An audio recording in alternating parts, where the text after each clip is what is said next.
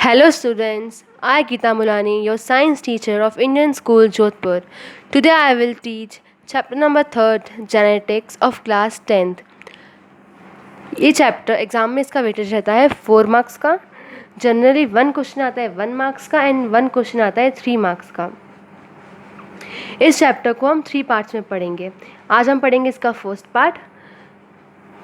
अब जो चैप्टर का फर्स्ट टॉपिक है उसको हम इस चैप्टर के नेम से लेते हैं जेनेटिक्स. जेनेटिक्स क्या होता है? जेनेटिक्स एक ब्रांच है बायोलॉजी की जिसमें हम स्टडी करते हैं हेरिडिटी एंड वेरिएशन के बारे में. इसको हम इस तरह से लिख सकते हैं, the branch of biology in which we study heredity and variation. अब देखो, कोई भी फील्ड में सबसे फर्स्ट टाइम सिग्निफिकेंट वर्क करता है उसे हम फादर या फाउंडर कहते हैं. अब फादर ऑफ जेनेटिक्स कौन थे? ग्रिगोर जॉन मेंडल, जिन्हें हम शॉर्ट में लिखते हैं जी मेंडल. और जो फर्स्ट टाइम जेनेटिक्स टर्म थी वो यूज़ किसने की थी? बैक्स्टर ने, जिन्हें हम आज फादर ऑफ मॉडर्न जेनेटिक्स भी कहते हैं. अब हमने जेनेटिक्स में 2 टर्म यूज़ की थी, एक तो हेरिडिटी एंड एक वेरिएशन. अब दोनों का मीनिंग क्या होता है? कोई ऑर्गेनिज्म है, उसकी ये नेक्स्ट जनरेशन है, इसको हम कह सकते हैं पेरेंटल जनरेशन, इसको हम कह सकते हैं ऑफस्प्रिंग. तो जो पेरेंट से नेक्स्ट जनरेशन में यानी कि ऑफस्प्रिंग में जो कैरेक्टर का ट्रांसफ़र हुआ उसे हम कहते हैं heredity. Transfer of character from one generation to next generation, या फिर पेरेंट्स से ऑफस्प्रिंग में जो इनकी ट्रांसफ़र हुआ कैरेक्टर का उसे हम कहते हैं हेरिडिटी. एग्जाम्पल, हम कहते हैं कि हमारे कुछ कैरेक्टर्स हमारे मॉम डैड से मिलते हैं तो उसे कहते हैं हम हेरिडिटी. अब हम बात करते हैं वेरिएशन की. कोई ऑर्गेनिज्म है, इसने 2 ऑफस्प्रिंग प्रोड्यूस की, तो दोनों ऑफस्प्रिंग में कुछ डिफरेंसेस होते हैं, कुछ डिसिमिलरिटी होती है, तो उसे हम कहते हैं वेरिएशन. एग्जांपल, आपके कोई ब्रदर सिस्टर होगा तो उसमें उनमें कुछ डिफरेंसेस होते हैं आपसे, उनमें कुछ अलग चीज़ें होती हैं, कुछ आप में अलग होती है, तो जो दोनों डिफरेंसेस है उसे हम कहते हैं वेरिएशन. तो अभी हमने पढ़ा हेरिडिटी यानी कि ट्रांसफ़र कैरेक्टर का एक जनरेशन से अदर जनरेशन में, और वेरिएशन दोनों ऑफस्प्रिंग में कुछ चेंजेस आ जाना, उसे हम कहते हैं वेरिएशन. अब हम इस चैप्टर का सेकंड टॉपिक पढ़ते हैं, मेंडलिज्म. अब हम इस टॉपिक को समझते हैं पहले कि मेंडलिज्म क्या है. देखो, ये थ्योरी मेंडल ने दी थी इसलिए हम इसे कहते हैं मेंडलिज्म. यही अगर थ्योरी डार्विन ने दी होती तो हम इसे डार्विनिज्म कहते हैं. अब इस थ्योरी में हम पढ़ेंगे कि मेंडल ने जेनेटिक्स पे क्या क्या एक्सपेरिमेंट्स किए थे और इन्होंने एक्सपेरिमेंट के बेस पे क्या क्या लॉ दिए थे. ये आएगा मेंडलिज्म के अंदर. अब है थर्ड टॉपिक इसका, लाइफ हिस्ट्री. मेंडल की लाइफ हिस्ट्री पढ़ेंगे अब हम. मेंडल का बर्थ हुआ था 22 जुलाई 1822 में. ये चर्च में फादर भी रह चुके थे. इन्होंने वर्क किया था गार्डन पी प्लांट पे, जिसे हम हिंदी में कहते हैं मटर का पौधा. गार्डन पी प्लांट का साइंटिफिक नेम है पाइसम सटाइवम.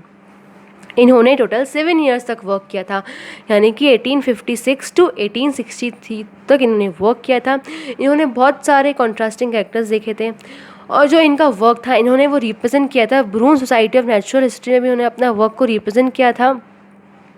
और जिन्होंने अपना वर्क था, अपने जो एक्सपेरिमेंट्स थे उन्हें पब्लिश किया था, वो कौन से नाम से पब्लिश किया था? एक्सपेरिमेंट ऑफ प्लांट हाइब्रिडाइजेशन के नाम से इन्होंने अपना वर्क को पब्लिश भी किया था. बट जब इन्होंने अपना पूरी थ्योरी वगैरह दी थी तब इनके वर्क को इतनी इंपॉर्टेंस नहीं दी गई थी उस टाइम तक. इसके बहुत सारे रीज़न थे. फर्स्ट रीज़न तो ये था कि उस टाइम एक साइंटिस्ट थे डार्विन, उन्होंने एक बुक लिखी थी, ओरिजिन ऑफ लाइफ. तो सारे साइंटिस्ट उस बुक को पढ़ने में बिजी थे, तो उन्होंने, बाकी साइंटिस्ट ने इनकी थ्योरी पे कुछ ज़्यादा ध्यान नहीं दिया. सेकंड रीज़न ये है, इन्होंने स्टैटिस्टिकल मेथड यूज़ किया था तो भी लोगों को वो चीज़ समझ में नहीं आई थी. और उन्होंने जो ये वर्क किया था, ये माना गया था कि इन्होंने मतलब टाइम के हिसाब से बहुत जल्दी वर्क किया. तो बहुत सारे ऐसे रीज़न थे जिसकी वजह से इनको उस टाइम इनकी थ्योरी को इम्पोर्टेंस नहीं दी गई थी. एंड इनकी डेथ हो गई थी 6 जनवरी 1884 में. इनकी डेथ हो गई थी. इनकी डेथ के 16 साल बाद, यानी कि 1900 में 3 साइंटिस्ट ने इनकी थ्योरी को वापस से इनकी रीडिस्कवरी की थी. 3 साइंटिस्ट, उनके नेम थे कार्ल कोरेंस जो जर्मनी के थे, जिन्होंने मेज प्लांट पे वर्क किया था। सेकंड थे ह्यूगो डी वेरिस जो कि हॉलैंड के थे, उन्होंने वर्क किया था इवनिंग प्रिमरोज पे। और थर्ड साइंटिस्ट थे एरिक वॉन टैशमार्क जो कि ऑस्ट्रिया के थे, इन्होंने वर्क किया था फ्लावरिंग प्लांट पे। इन तीनों साइंटिस्ट ने इनकी थ्योरी की, मेंडल की थ्योरी की रीडिस्कवरी की थी और इन लोगों को भी वही सारे ऑब्जर्वेशन देखने को मिले जो मेंडल ने अपने एक्सपेरिमेंट में उस टाइम बताए गए थे। अब मेंडल ने पी प्लांट क्यों सेलेक्ट किया, इसके कई सारे रीज़न हैं। फर्स्ट रीज़न तो पी प्लांट इजी है ग्रो करने के लिए, छोटी सी जगह में भी, easy to grow in small area. यही एग्जांपल, अगर अपन को नीम का पेड़ ग्रो करना होता है तो उसके लिए हमें लार्ज एरिया चाहिए होता जो कि डिफ़िकल्ट रहता। और पी प्लांट की जो लाइफ साइकिल थी वो भी शॉर्ट थी, 3 to 4 मंथ्स में न्यू प्लांट देखने को मिल सकता था हमको, न्यू जनरेशन। यही अगर कोई दूसरा प्लांट लेते, एग्जांपल नीम या फिर मैंगो, तो उसमें कितना टाइम लगता उसकी न्यू जनरेशन को देखने के लिए। और उनको एक्सपेरिमेंट जल्दी जल्दी करना था तो उन्होंने पी प्लांट लिया था ताकि वो बहुत सारी जनरेशन जल्दी जल्दी देख सकें। थर्ड रीज़न ये था कि पी प्लांट एक बायसेक्सुअल प्लांट था। फ्लावर है, इसमें ना ये फीमेल पार्ट है एंड ये मेल पार्ट है। इसका ये ऊपर वाला इसको बोलते हैं स्टिग्मा, लॉन्ग टिप को स्टाइल, और नीचे वाला पार्ट है ओवेरी, ये हो गया फीमेल पार्ट। मेल पार्ट में ऊपर वाला पार्ट होता है एंथर, ये जो लॉन्ग टिप इसको अपन बोलते हैं फ्लामेंट, एंड जो ये एंथर और फ्लामेंट को जॉइन करती है इसे अपन बोलते हैं कनेक्टर। इस एंथर में पोलन ग्रेन्स होते हैं, पोलन ग्रेन्स का ट्रांसफ़र होता है स्टिग्मा में, इनका पॉलिनेशन होता है। तो ये एक ही प्लांट में हम इसका सेल्फ पॉलिनेशन करवा सकते थे, जिससे हम प्योर प्लांट ऑब्टेन कर सकते थे। इसका नेक्स्ट पॉइंट है, इसमें हम क्रॉस पॉलिनेशन भी करवा सकते थे। क्रॉस पॉलिनेशन कैसे करवाएंगे, एक प्रोसेस होता है इमेस्कुलेशन, जिससे अपन ने कोई भी पार्ट, जैसे मान लो हमने मेल पार्ट यहाँ से कट कर दिया तो यह बिहेव करेगा as a unisexual, only female part रह गया। तो आर्टिफिशियली हम कोई दूसरे प्लांट से पोलन ग्रेन्स लाके इसमें ला सकते थे एंड इसका पॉलिनेशन करवा सकते थे। तो इस प्लांट में हम बहुत सेल्फ पॉलिनेशन और क्रॉस पॉलिनेशन दोनों करवा सकते थे। तो मेन रीज़न तो ये था कि मेंडल ने पी प्लांट सेलेक्ट किया था। और इसका लास्ट ये था कि इसमें हम कई सारे कैरेक्टर्स एक ही टाइम पे देख सकते थे, कॉन्ट्रास्टिंग कैरेक्टर। कॉन्ट्रास्टिंग कैरेक्टर का मीनिंग क्या होता है, कोई भी कैरेक्टर है इसमें अपन को 2 चीज़ें देखने को मिलती है। जैसे मान लो लेंथ लिया हमने, लेंथ में भी एक कैरेक्टर हो गया, इसमें हमको 2 वैरायटी देखने को मिल जाएगी, एक लॉन्ग एंड एक शॉर्ट। हमने दूसरा ले लिया फ्लावर पोजीशन, एक हो गया एक्शियल और एक टर्मिनल। तो हमें 2 वैरायटी देखने को मिल रही है। एक्शियल यानी कि प्लांट है उसके बीच में डलियों पे फ्लावर्स का रो होना, टर्मिनल यानी कि टिप पर रो होना। पॉट कलर, जो मटर की जो फली होती है उसका कलर या तो ग्रीन हो सकता है या येलो।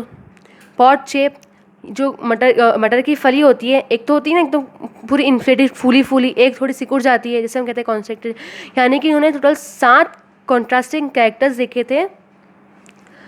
तो इसलिए उन्होंने पी प्लांट का सिलेक्शन किया था, क्योंकि एक ही टाइम में बहुत सारे कैरेक्टर्स को वो देख सकते थे। अब इनकी सक्सेस का रीज़न क्या है, फर्स्ट इन्होंने एक टाइम पे एक ही कैरेक्टर को स्टडी किया। सेकंड, इन्होंने स्टैटिस्टिकल डेटा को मेंटेन किया, यानी कि उन्होंने जो भी अपना एक्सपेरिमेंट किया था उसका डेटा अच्छे से रिकॉर्ड किया। उन्होंने जितने भी सारे कैरेक्टर्स देखे थे उनको अच्छे से रिकॉर्ड किए सारे कैरेक्टर्स को। थर्ड था, उनका जो सिलेक्शन था पी प्लांट का वो बहुत अच्छा था।